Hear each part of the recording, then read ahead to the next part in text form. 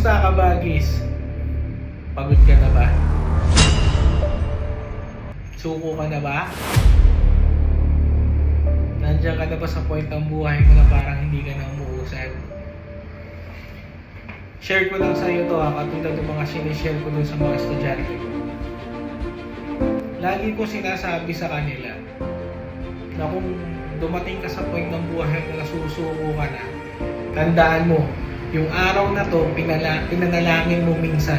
Siguro, 5-10 years ago, pinagpipray mo na kay Lord na sana dumating tong panahon na to. At tapos ngayon, nandito ka na sa kakasusuko. Marami ka ng pinagdaanan. Marami pang darating. Pero alam mong kaya mo. Ha? Kaya mo. Kasi kasama mo yan. Okay? Sige. Walang susuko ha.